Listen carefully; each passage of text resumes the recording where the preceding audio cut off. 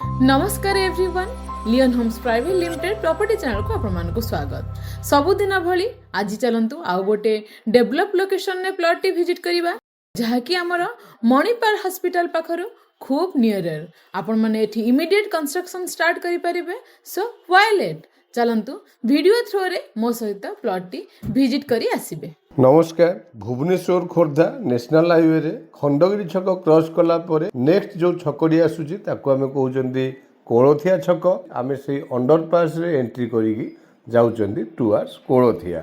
ए road रे straight आगो गले आमरी हॉस्पिटल बा मणिपाल हॉस्पिटल को रास्ता बा आमे जदि आउरी आगो को जिबा ताले घाटिकिया नाका गेट छक जाई बाहरी परिबा। एबे देखंतु एई छक कहउचंदी जगन्नाथ मंदिर छक। एठु आमे राइट की टर्न कले जगन्नाथ मंदिर बा खंडगिरी केवाड़ को रास्ता अछि। आमे जिबा स्ट्रेट आगो को। एनीवे नेशनल हाईवे रु ओनली 500 मीटर डिस्टेंस आसिला परे देखिए लेफ्ट हैंड साइड रे गोटिए ब्लैक टॉप रोड। आमे सेही ब्लैक टॉप रोड रे एंट्री करिक जिबा हमर डेस्टिनेटेड प्लॉट आडको। मणिपाल हॉस्पिटल रोड रु अनदर 500 मीटर डिस्टेंस गला परे आमे हमर डेस्टिनेटेड प्लॉट पाखरे पहुंची परिबा। इट मीन्स आपण मान जानि पाउथिबे नेशनल हाईवे रु ओनली 1 किलोमीटर डिस्टेंस आमर प्लॉट। एठी लेफ्ट हैंड साइड रे आमे जो प्रोजेक्ट को एंट्री करूचंती खंडगिरी विहार रो प्रोजेक्ट। एनीवे आमे हमर प्रोजेक्ट भीतर एंट्री करि सारलेनी।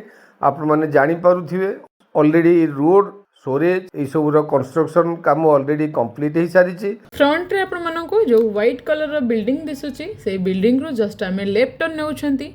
लेफ्ट टर्न नेला परे हमर राइट साइड रे रहिबो डेस्टिनेटेड प्लॉट। आपण माने देखंतु already plot T develop location ने चारि आडे घर द्वार हे सारिची। ता सहित प्लॉट टी हमर कॉर्नर प्लॉट। आपण मानकर रिक्वायरमेंट रो फेसिंग नॉर्थ एवं ईस्ट फेसिंग रो ऑलरेडी डिमार्केशन बाउंड्री हे सारिची। आपण माने एठी इमीडिएट कंस्ट्रक्शन स्टार्ट करि परिबे। एठी हमर लैंड एरिया 1500 स्क्वायर फीट रो जेमिति मु कहली रिक्वायरमेंट रो फेसिंग नॉर्थ एवं ईस्ट फेसिंग। घर बारी येलो जोन प्लॉट आमरी भली गोटे प्राइम लोकेशन ने इमीडिएट कंस्ट्रक्शन करी आपण मानकर ड्रीम हाउस टी फुलफिल करि परिबे। प्राइस हेउची पर स्क्वायर फीट 7000 रुपीज। सो डेरी न करी आपण माने लोकेशन टी को विजिट करंतु। लोन सहित आपण माने प्लॉट टी पाई परिबे। तळे था नंबर रे इनक्वायरी पई कांटेक्ट करियो सहित चैनल को सब्सक्राइब करि नियंतु रेगुलर वीडियो रे अपडेट पाइबा पई। वीडियो टी आपण मानको निहाती भलो लागिथिबो। Don't forget like share and comment. Thank you.